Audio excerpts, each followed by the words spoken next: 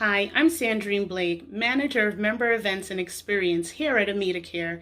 Thank you for joining us for today's online Live Your Life Wellness session. Today's session is sponsored by AmitaCare, a Medicaid health plan designed to provide care for those living with or at elevated risk of HIV. At AmitaCare, we believe that staying healthy is much more than just doctor's visits and medication. We believe in the whole person, mind, body, and spiritual wellness. We also look at aspects of life such as healthy food and housing. Stay tuned for more information on how you can contact us at AmitaCare. Thank you. Enjoy. Welcome everybody to today's Live Your Life event session. Today's Live Your Life event session is focused on the healing power of the human-animal bond. So we welcome all of you to bring your four-legged friends to join us in this journey. And I'm gonna introduce Patricia Christensen, who is the Executive Director and Founder of Therapy Dogs United in Erie, Pennsylvania. She's going to be our facilitator for today, and I will toss it over to Patricia. You can give yourself a welcome, everybody. Hi, everyone. Nice to be with you. I have a PowerPoint for you today to talk about the healing power of the unique human-animal bond. Feel free, if you have any questions, to jump in or send me a chat and we can answer them at the end.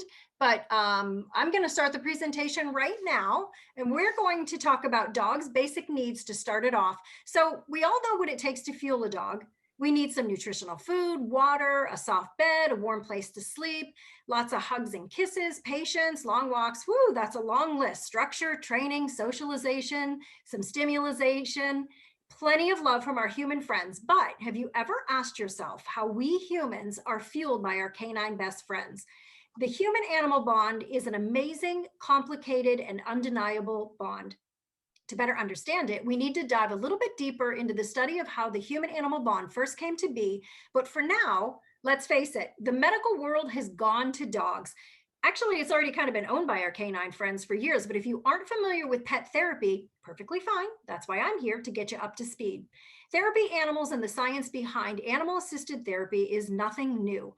The prescription to better health has been at the paws of our four-legged friends for decades now, even though the benefits have only been formally recognized since about the 1970s. Animals make for excellent companions, not only because of their uncanny ability to nurture and heal, but the manner in which an animal can enrich our lives spiritually, emotionally, and lovingly. When you take that raw emotion and put it to work in a formalized setting, you can't help but be in awe over the end result. So any living creature, a cat, pig, horse, goat, guinea pig, snake, giraffe, any domesticated animal or not, can be therapeutic so long as that animal provides some type of comfort to the human on the other end of the tail. It's been long known that interaction with animals can awaken your so-called happy place or happy state of mind. So think about it. Have you ever found a moment of zen soaking in the ebb and flow of a flock of seagulls and navigating the endless waves on a sandy beach? Or oohed and awed over a YouTube video of a newborn animal being nurtured by its mother, only to find that you simply feel better for having done so? That's because studies show the human to animal bond is almost equally beneficial to a person watching a live animal as it is in a photo. Can you believe it? You don't have to touch the soft fur of a domesticated animal to get the same improved mental state of mind. Gazing at a relaxing image of a cuddling animal can and will bring you instant calm. It's that symbiotic ebb and flow, either visually or in person, that makes the human-animal bond as intriguing as it is undefiable. The connection is physically evident. Moods change, faces smile, posture improves. The calming effect of animals, not just therapy animals, can reduce agitation and aggression in older adults with dementia. It can open the lines of communication with a nonverbal autistic child, or help a person struggling to read simply feel more confident. And the emotional benefit can be limitless. For a child, those positive relationships with animals can teach compassion and empathy. For an adult, an animal can relieve stress, inspire confidence, promote healing. While the bond can be crucial to human development and the overall psyche, the short-term connection between a human and an animal is equally beneficial. Health experts say just 3 minutes a day with a certified therapy dog, or any dog, can help you mentally decompress and relax for 15 minutes or longer. So before we get into the nuts and bolts of an actual therapy dog and the work that they do, I want to talk a little bit about the amazing four-legged friends that we have living in our homes. Our faithful furry friends who, quote, freelance as therapy dogs, but maybe don't have the actual title. Dogs are amazing. They're amazing creatures, and the mental health benefit of a canine companion in your home is scientifically proven. Dogs are acutely attuned to humans, mainly our behaviors and emotions. Many of us have had a bad day and can attest to our own personal therapy dog coming to the rescue by knowing exactly how to make us feel better. A dog can not only provide companionship and ease loneliness, but fulfill the basic human need for touch. Dogs help ease depression, anxiety, and stress. While a family dog can bring joy and unconditional love, a working therapy dog strives to do the same. We're just on a little bit of a higher level. Once officially certified, your family dog is able to share his or her love with friends in a professional setting. So coming up, I'm going to talk a little bit more about ways therapy dogs are used. But first, I want to go back in time. Let me see if I'm off on my screen. Nope, I think I'm good. I want to go back in time and talk about the first time that the science between the human-animal bond was coined and appreciated. It was actually a veterinarian and a pet therapy advocate who was the first to explore the notion that the human-animal bond benefits the person and the animal mutually. Through Leo K. Bustad's research, he proved that the mutually beneficial relationship between the power of dogs and the power of humans is not only inextricably linked, but it's also essential to the health and well-being of humans and animals, physically, emotionally, psychologically, and spiritually. Pet therapy or use of therapy dogs is a very broad term, but it includes two schools of thought you may or may not have heard of: animal-assisted therapy and animal-assisted activities. Animal-assisted therapy uses a dog to help someone recover or better cope with a health problem like heart disease, cancer, or a mental health disorder. Animal-assisted activities, on the other hand, have a more general purpose. For example, bringing comfort and enjoyment to residents of a nursing home. In fact, a therapy dog visiting a nursing home is so common, it's probably what you envisioned when you first heard the term therapy dog, but I'm here to show you that a therapy dog can be so much more. Bottom line, no matter how a therapy dog gets the job done, a therapy dog is a friend to everyone, and everyone is a therapy dog's friend. So it's time to officially define exactly what a therapy dog is. A certified therapy dog, this is a mouthful, provides the catalyst for positive change by motivating emotionally and physically challenged individuals. Wow, that is a big job. Simply said, therapy dogs open dialogue with the abused, disabled, sick, lonely, injured, or depressed. They inspire learning, they inspire change, and they include everyone. A certified therapy dog, by definition, offers unconditional love and companionship from the most calm, obedient, and comforting of animals. Therapy dogs, along with their human handlers, are personally committed to bring joy and inspiration to every human life they touch. I like to say that a therapy dog is kind of like a jumpstart in the happy place. When I talk about my work through my charity, Therapy Dogs United, and my therapy dog work, it's the easiest way to describe what we do. Since a therapy dog's main goal is to connect with more than one person at a time and in one setting, a therapy dog's energy is a natural feeding agent. Although it may feel like a therapy dog kind of pops in and out of your lives rather quickly when you're getting a visit, the benefit after we leave can last for hours. Blood pressure levels drop, serotonin levels increase, and our visits are, by design, used to promote healthy feelings. Millions of therapy dogs with a volunteer handler in tow hit the streets to make a difference in the lives of someone in need every day of every year. It's not uncommon for therapy dogs to visit elementary school classrooms or college campuses or walk the halls of nursing homes. We call those visits therapy dog visits, and they are the essence behind every certifying therapy dog organization worldwide. So time for a quick history lesson. In the humble beginnings of this canine profession, therapy dogs were mostly used by therapists as a complementary medicine intervention.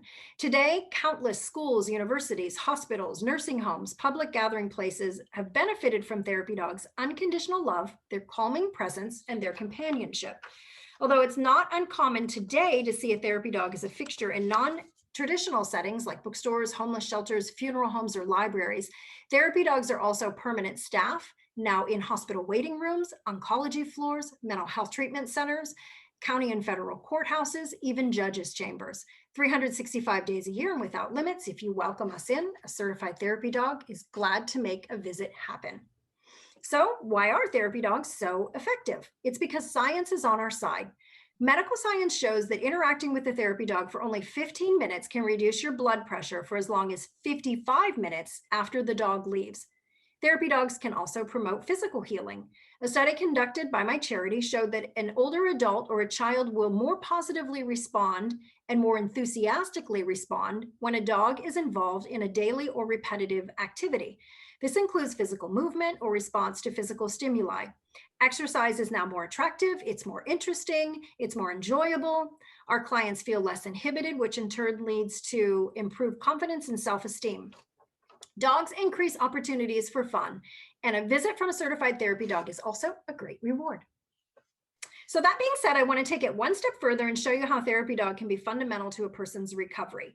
Therapy dogs can be used to assist physical therapists or occupational therapists when they need to meet a specific goal or measured result in a person's recovery by working as a team or an exercise partner. We've successfully used therapy dogs to help a person who suffered from a stroke, head trauma, severe physical injury, anything in that ability. We use the dog to help improve their mobility. We use our dogs to motivate that individual to perform a specific task. So let's think of somebody who just had maybe rotator cuff surgery. Perhaps the therapist asked them to throw a ball to a dog and they get up and they do it. Whereas they don't want to work on the actual therapy equipment because it hurts. Running your fingers through the soft fur of a therapy dog is also a great form of exercise, and it's even better when the patient can hold the dog brush or the comb. So sometimes we find that the patient may not want to participate in physical therapy again because it hurts, but you give them a tennis ball and you allow them to throw it to a therapy dog and it's mission accomplished. We like to say we kind of trick them into getting the end result that's needing, but that end result can be regained mobility, strength, range of motion, balance, and confidence. Same can also be said for individuals on the autism spectrum. We often use therapy dogs to improve the diverse needs of children and adults with autism, behavioral, emotional, or cognitive challenges, or physically or emotionally challenged. Some of those, one of our most successful programs was our Canine Coaches program. It was an agility program that matched a therapy dog with an autistic child. The goal was for that child to teach the dog how to successfully run an agility course. The program forced, if you will, that child to communicate with the therapy dog through verbal and physical commands. The dog simply won't go unless the handler says go. The end result is improved communication and improved eye contact, which sometimes can be very challenging for an autistic individual. Our Canine Coaches is all about communication by compelling our human partner to come out of their world and into ours. We've also used therapy dogs to improve kids' reading skills. We conducted a blind study in 2015 with students in grades 2 through 5. So we placed kids in 2 different treatment groups. One group read out loud to a therapy dog, the other group did not. After just 6 weeks, reading fluency data, comprehension data, and reading satisfaction, plus enjoyment levels all improved substantially. In fact, reading levels increased to 38 words per minute for the kids who read to the certified therapy dog, as compared to an average of only 27 words per minute for those who read independently or to a tutor. Now here's why. Reading to a therapy dog can be less intimidating than reading to a human. Therapy dogs provide an instant sense of calm because the therapy dog has non-judgmental ears, which means a therapy dog doesn't care if a child mispronounces a word or is slow to read. Our Tutors with a Tail program is a great alternative reading program for early readers, struggling readers, children with dyslexia, or kids learning English as a second language. Educators and parents all know improved literacy also means improved self-esteem. Here's another cool way we use our therapy dogs in our local court system. Kids can be in court for a number of reasons. Sometimes it's for something they may have done, but many times children are forced to appear in court through no fault of their own. When the latter of two happens, it's not uncommon for those kids to be forced to face their accuser on the witness stand. As you can imagine, this is traumatic. It can be horrifying. But to help ease the child's day in court, our team of Courthouse Comfort Canines were called in to provide strength on the witness stand. A relaxed child is a better focused child, and this better focus can help the child provide the best testimony possible on the witness stand. So we found that our courthouse kids bond with their court-appointed therapy dog advocate during their entire proceeding. And in turn, our therapy dogs offer support, strength, and comfort, sometimes for months at a time.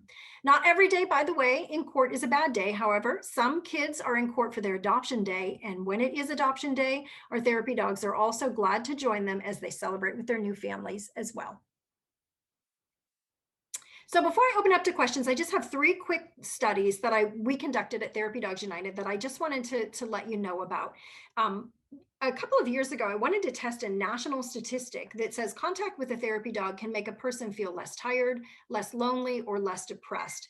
So dogs are said to naturally ease tension by elevating levels of serotonin and dopamine. Those are the 2 positive neurochemicals in our brain, while helping ease endorphins and oxytocin for a calming effect. So all of this is the quartet that's responsible for our happiness. So remember when I said earlier that even a short 15-minute session with a dog is proven to lower your blood pressure readings? We found that was true. We conducted a blind study with 16 participants, all of them average age of 65.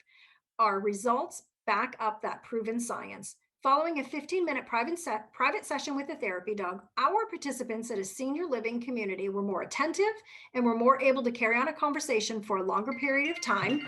Oh, pardon me. I'm sorry. An average of 15 minutes longer. I'm sorry. I thought I had my phone on mute. I apologize. An average of 15 minutes longer. Following a 45-minute private session with a therapy dog, our participants, okay, I'm sorry. Let me start that over. I apologize. We conducted the survey. Our results showed a 45-minute private session with a therapy dog. Participants at that community were more attentive and more able to carry on a conversation for a longer period of time, 10 minutes longer, than the residents who did not receive a visit from a therapy dog. Our study further showed that our participants were more alert, more secure, less confused during and up to 60 minutes following our visit. Tension levels were also lowered, and the feelings of being less depressed were also reported up to 1 hour following our therapy dog visit. Case study number 2, we were curious. What would happen if we paired a therapy dog with a non-dog owner and set them on a daily journey to walk around an indoor track? Can walking a dog encourage a relatively inactive person to get up and move? So for this study, we championed a 4-week study of 8 non-dog owning participants. Each said they walked 1 mile or less only 1 day a week. We matched a certified therapy dog to the non-dog owner and asked the pair to walk an indoor track. At the end of the session, the non-dog owner answered 2 questions. Do you feel more inclined to walk when paired with a dog? And has this pairing inspired you to change your weekly exercise habits? Turns out, of the 7 non-dog owning owners, they said they did feel more inclined to walk the track with their 4-legged friends than they did walking alone. And one of our participants even went so far as to adopt a rescue dog at the end of our study. Our non-exercising friends were inspired to adopt a new physical routine, and get this, many of them said their inspiration was a desire to not disappoint the dog if they didn't take them out for a walk every day. The dogs motivated the people to move, but ultimately it was an emotional connection turned to an emotional bond that created the activity to inspire our friends to get up and physically move. In 2017, we also championed an online survey for dog and non-dog owners. This time we tracked the time each group spent walking for pleasure. The results showed that the dog owners walked an average of 24 minutes more per day than the non-dog owners. So if you want to be more physically active, get a dog. More than 200 participants logged in and participated in that survey. So let's face it, dogs are fun. They're a great distraction when the world around us isn't such a perfect place. A visit from a therapy dog can take your mind off a stressful or negative situation. It can also temporarily relieve boredom and make you feel less isolated or alone. When a therapy dog or any dog enters a room, the mood is elevated. An older adult is more likely to socially interact. Kids tend to let their guard down. People move toward a dog with outstretched arms and hands. They're ready and willing to talk. Posture straightens and people are more alert and awake. Interaction can temporarily relieve symptoms of depression and diminish physical pain. I'd like to thank you for your time. That's all I have. I just hope I did that okay. I know I was probably reading fast, but if you have any questions, I'm going to stop sharing the screen. I'm going to put myself back up. Hello. Do you have any questions for me or any thoughts or anything you'd like to add or show me your own dogs that we can talk about? I thought it was a great presentation. It's interesting to see how, you know, our little four-legged pets can help us get more active and also be more cognitively aware. And I didn't know anything about the blood pressure thing, which is amazing. Oh yeah, total Yeah. science behind that. It's unbelievable. Even at home. So when you're snuggling with your dog, you probably feel that sense of calm, but you really are getting a lower blood pressure reading. Oh, wow. That's interesting. And typically, when you do therapy dog training, how long does it usually take for you know, for the dog to get trained on you know, I guess it depends on what they're training for, I'm Right. assuming, but like how long is usually the So whole to be a procedure? therapy, yep. So to be a therapy dog, the dog has to be at least 1 year old. And the dog has to be calm. So sometimes it takes a while for that to happen. The average age of our therapy dogs is age 4. So depending on the breed, some breeds are a little more calm than others. Boxers tend to be a little bit longer on the training scale just because of their breed specifically. Any dog can be a therapy dog. They just have to have the temperament to do so. And a lot of times you really have to work with the dog to do that. So have to be at least 1 year old. Training can be, hey, my dog already has it in him. It's very calm. At 1 year old, we're ready to test, or it's I need to do a little bit of work because stimulation gets my dog a little bit too excited and I have to kind of work that out. So your training can be, 6 weeks. You want to train around wheelchairs and walkers and make sure the dog's cool with all that, or your training could be up to years. But any dog, we're not breed specific. Any dog can be a therapy dog. They just have to have the temperament to do so. And Pat, I guess some of the tests you've put them through are kind of like, I guess, your standard things that a dog is calm around people, or when there's a lot of commotion, they're still very centered, or even, I don't know, like, I always heard the classic test is if you put food down in front of the animal and you tell them to wait, or you put your hand down there, they're not going to go in and go after, so again, it's a dog that's very, stable.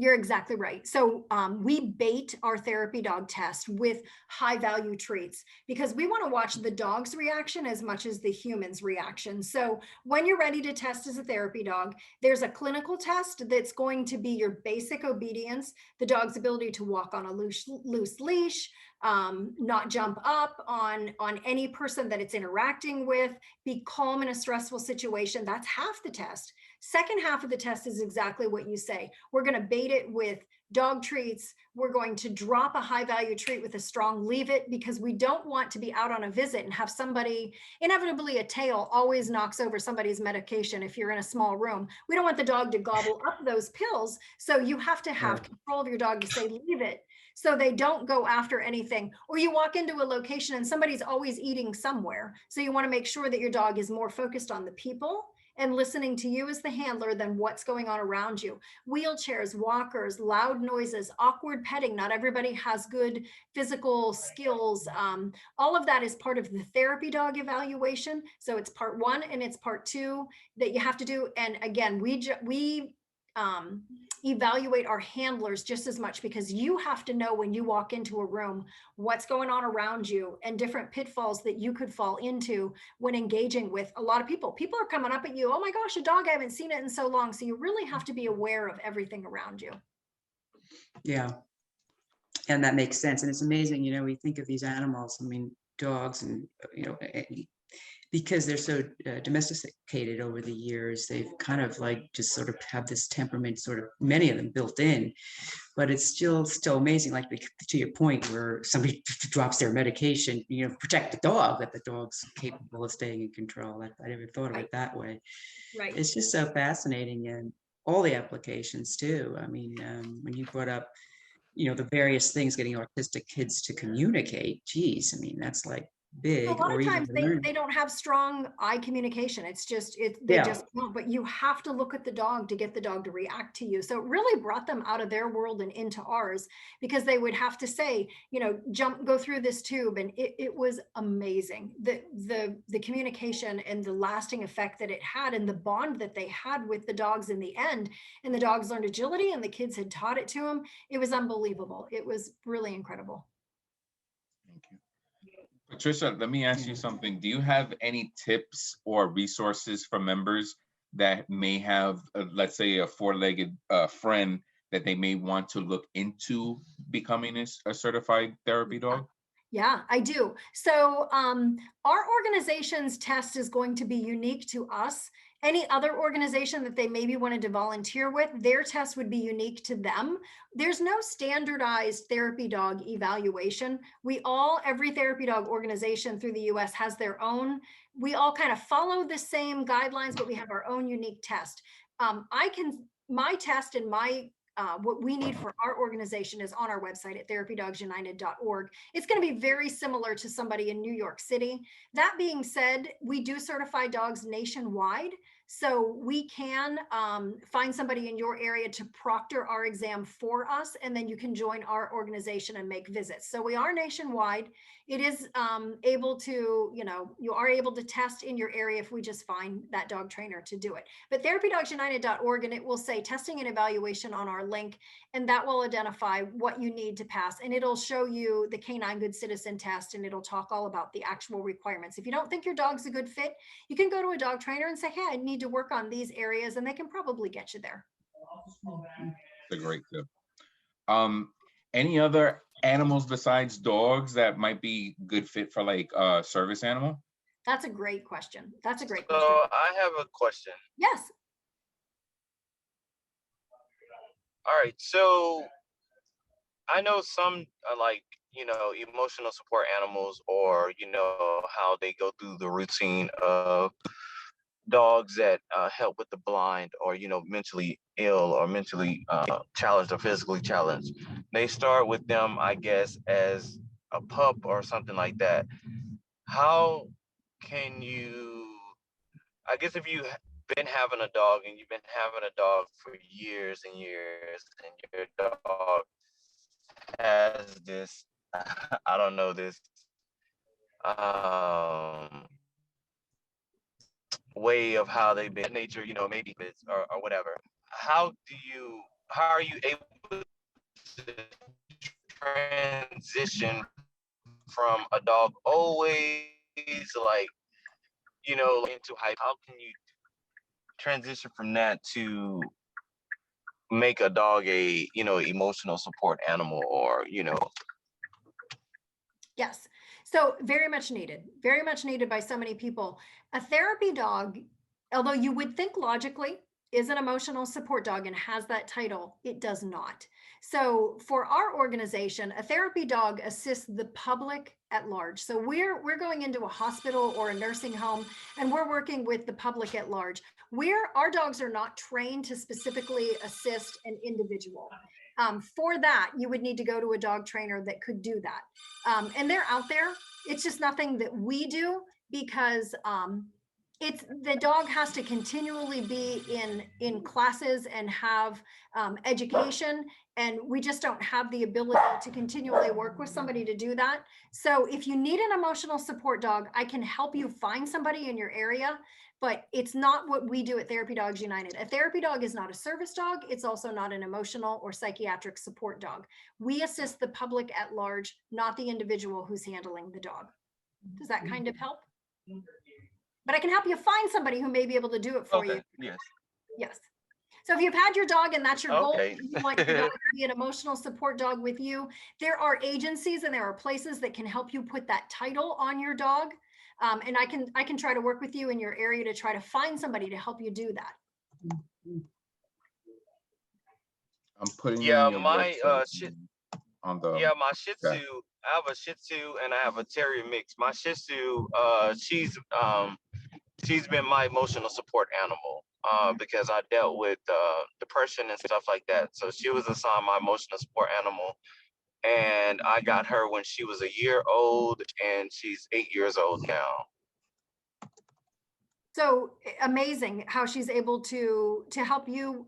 Do you take her with you when you're out in the community? I mean, can I ask? Like, she probably makes you feel more calm, makes you feel less anxious. I mean, I'm sure Yeah, she has. she goes everywhere. Yeah, she goes everywhere with me on trips, vacations, wherever, she goes everywhere with me. But I took on a stray dog, that's the terrier mix, that's a year and a half, and I'm just trying to get him in order because he's so wired up. He's just so wired up. Right.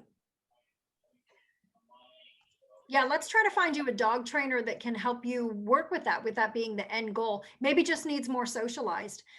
Maybe just needs to, when they start to get used to all the sights and sounds of the world, they become a little bit more unflappable. So they don't get as excited. So you might just need to find a dog trainer that will work a little bit with you, taking them into stores and go into different locations. So they're just not so he's just not so excited when he's out there. It sounds like it's nothing more than that. If he has the basic obedience, it's probably just a socialization where he just gets excited. And that could be the smaller breed. That's typical of a smaller breed as well. Okay. And was that, who's asking that? Was that Jackie, or was that Xavier asking that question? I mean, I guess It was me, Jackie. Oh, Jackie, yeah. One of the questions I quickly wanted to ask is, is the terrier doing well with the Shih Tzu? Well, like Cinnamon, because that's her name, the Shih Tzu. Her name is Cinnamon. So, at first, whatever, she didn't want to be around him and everything because, like I said, it's a big age difference, and she's more like very calm.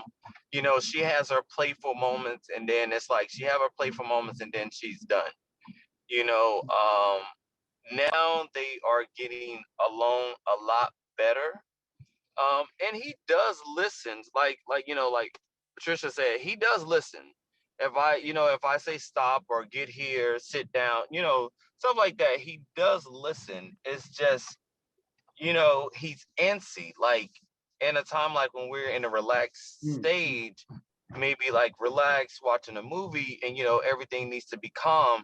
It's like I have to force him to be calm. It's like he just stands up, he won't sit down, he just stand there, and he just constantly feel that he needs to do something. So, I take him outside to try to, let him run around, and, to get this energy out of him. And I mean, I guess, I do take in consideration, that he is younger. And I try not to compare the both of them, because I mean, even when Cinnamon was his age, at a year, she was always a calm dog. She gets excited, like when she would see me, like I come home from work or whatever, she'll wag her tail and, and be so happy to see me and stuff like that. But, she'll do that. And then, then she's back, laying on her bed, or, and she's just like, okay, It's healing. That's her job. That's her job, to be the like greeter when you come home, and then she knows when her job ends. After you touch her, she probably realizes I can go lay down. And that's probably just something that you need to work with your other dog too. When you come home and you say hello and everything, or wait until the dog's calm and in maybe a sitting position before you say hello, and you do all the, you say hello and you do all of that. Then they'll realize, okay, if I'm calm, then I get my sugar from my owner.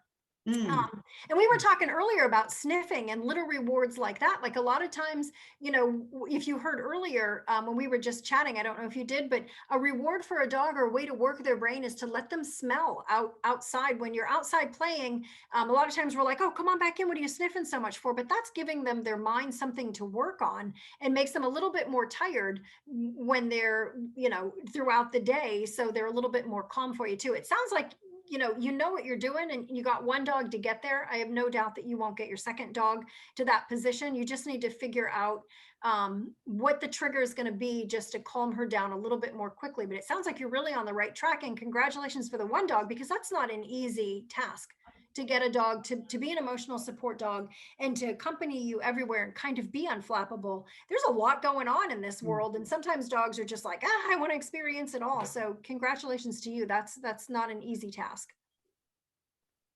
Mm, mm.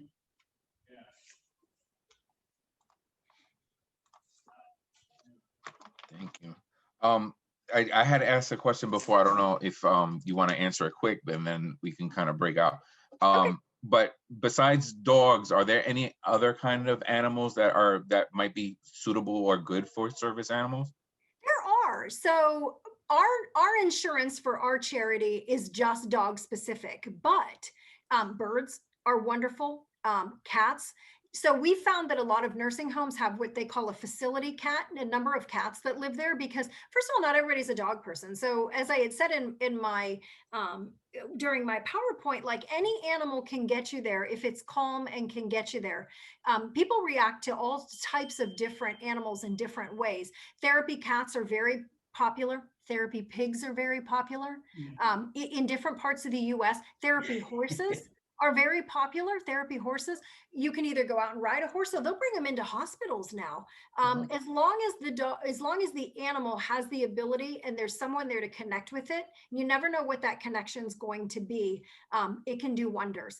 Not everybody's a dog person, so sometimes we have to find different ways, but birds, cats, pigs, and horses are pretty much the other animals that really work wonders with people. Not to say that like a reptile won't, but those are the other most common. Dogs are certainly the most common. Those are the other animals that people are starting to bring in and finding great results with. Again, it's all what connects with that other person. I had just kind of a funny story. I had a Newfoundland that was my therapy dog that I worked with for years. And she was a certain breed. She was a Landseer. So she was black and white and she was large. She looked like a pony. And I had taken her to a nursing home and I saw a woman in the back just clapping and she was so happy. And I thought, well, I'm going to go say hello to her first thing. She loves my dog. I went back there and I said, would you like to meet Bella, my therapy dog? And she said, oh my gosh, I thought that was a Shetland pony. No, I'm not a dog person. I thought it was a pony the whole time. And she said, no, thank you. I'll pass. I love horses, not dogs. And I said, okay, that's how big Bella was, but she looked like a pony. That didn't work for her. And had I had a horse, that would have been great. But oh my gosh, I laughed so hard because she thought she was a little Shetland pony. She wasn't interested in her at all, but whatever, those are the other most common therapy animals that are out there.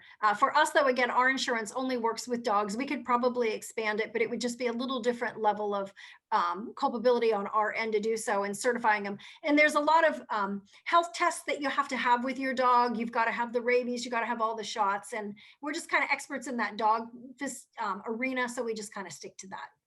Mm-hmm. Great question. That's great.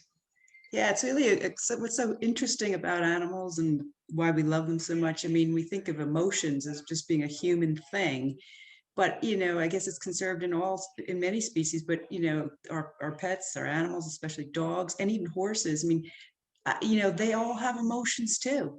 Yes. And so there's that reciprocal side of this thing. We're getting so much from our pets, but they need us too. I mean, it's a two-way street, and I think that's just. That's, I guess, why it's there. We have relationships with them.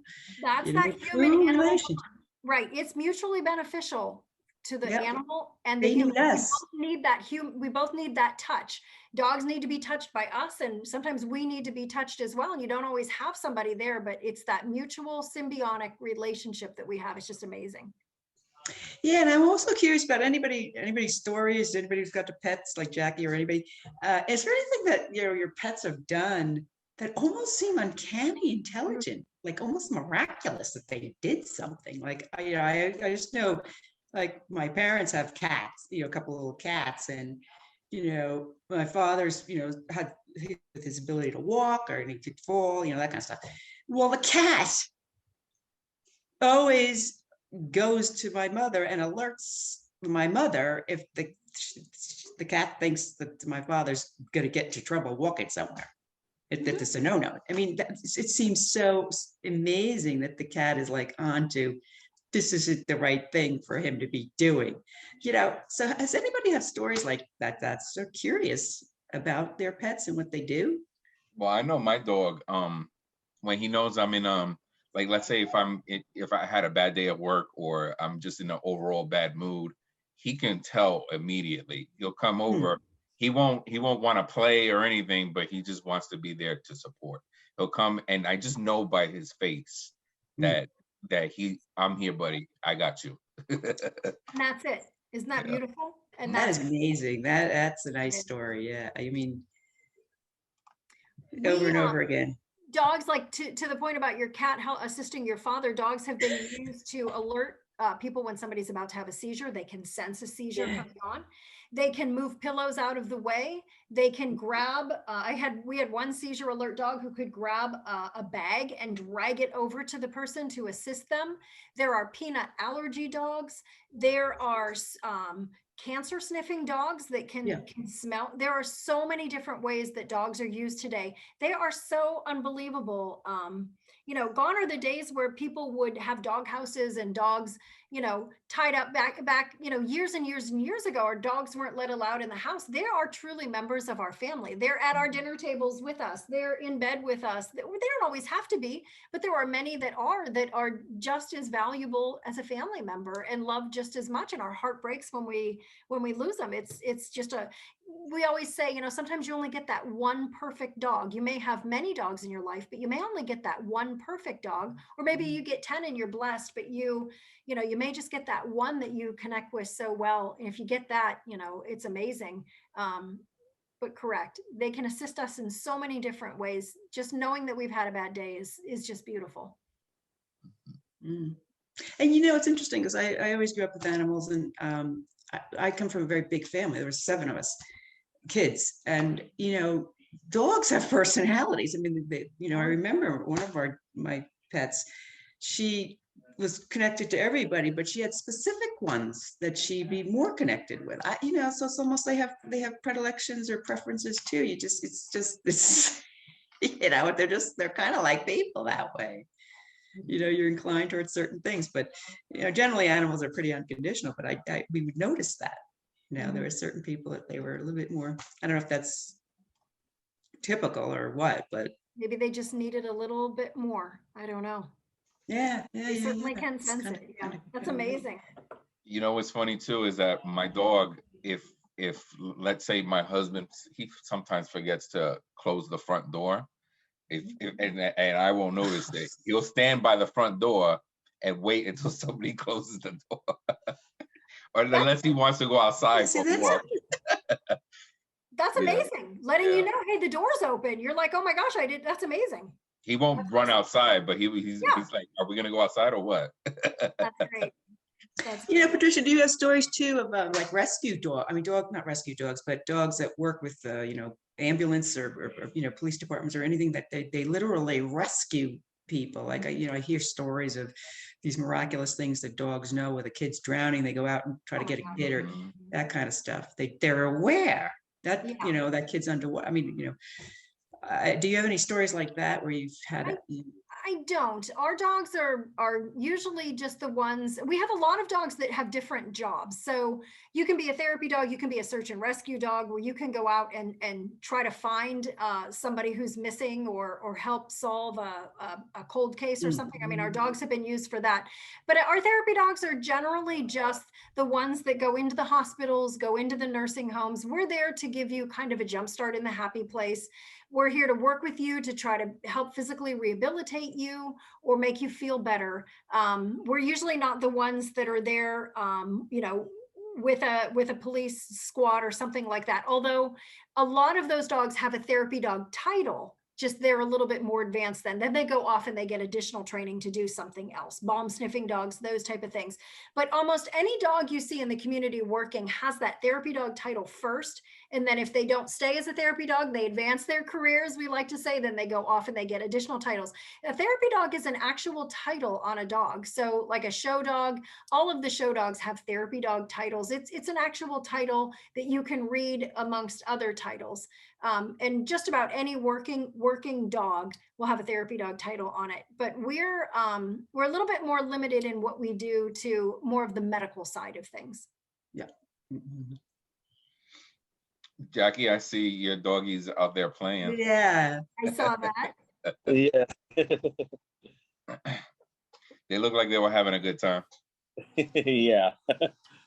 You're having Do good they weather. do they get shy, Jackie, on the camera? Oh, Oh.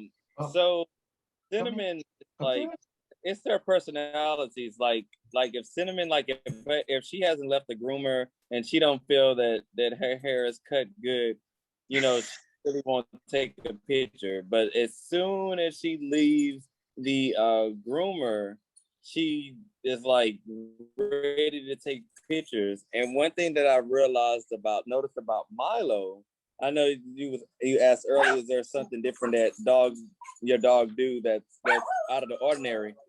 When he gets ready to take a picture, he smiles.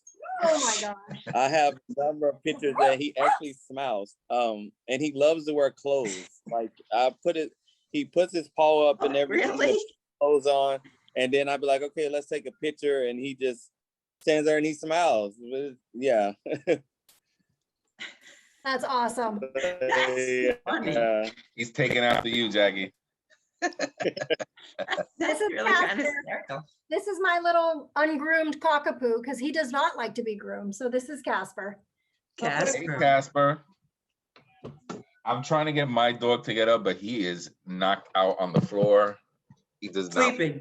Oh, there he is. He's a good looking guy. Russ. What kind of dog is that? He's German I'll Shepherd see. Labrador. Oh, that's what you said. Yeah. He looks like he's like a little bit of a retriever in there with the brown hair, you know?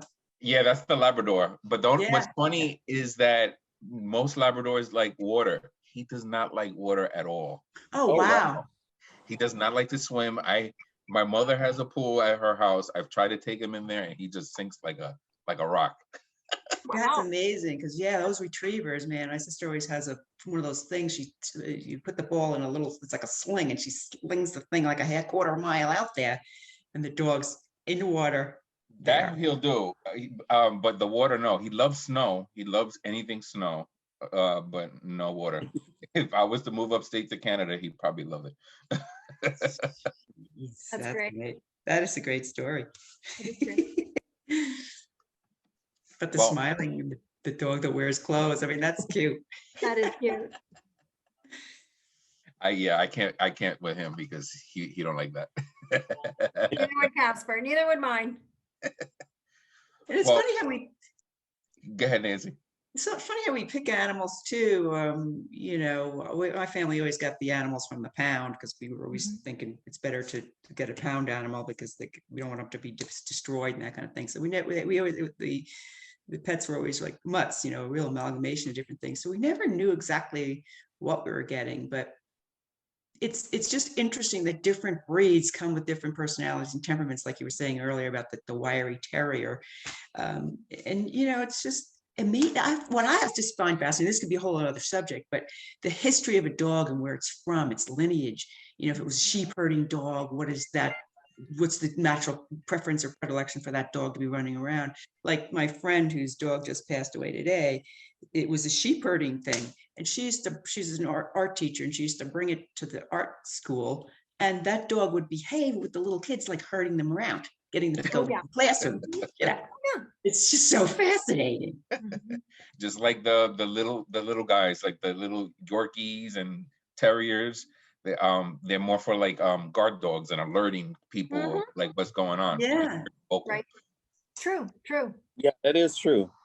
It is true. Because they will. It's so funny that the dogs know the sound in the house. Like, so I have the security system, so it gives like a little chime that either someone is on the front porch or whatever, and it's like they are tuned to that sound. So soon they hit it, they immediately look out the window and see what's going on, or bark. At one time, I think I had the music up loud and didn't know that the FedEx guy was at the door, and they heard it, and they got the barking and stuff. So I was like, hold on, let me check, so, yeah. That's their job. Yeah, that's awesome. The protection. Thank you, Patricia.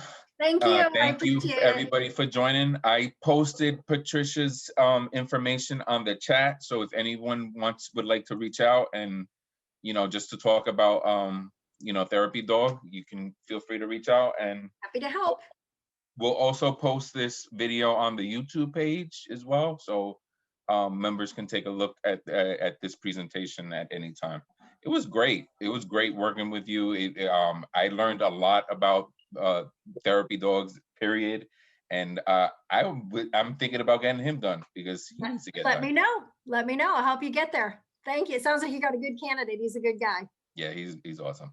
Yeah, and I think it must be so rewarding, and it's such a magnanimous thing to do if you have an animal. I mean, what better way to feel like you're connecting with your fellow man, helping other people out. I mean, it just seems like such a great organization, Patricia, and I'm very delighted that you were here with us today and sharing your plethora of knowledge. And, it kind of reinforces, what our friendly four-legged friends are to us, but this just gives it a whole new dimension of how efficacious and how important they are in our lives. So thank you. Nice Thank you. I presentation. appreciate it. Thank Yeah, you. Thanks, thank Rita. you. Here. Okay.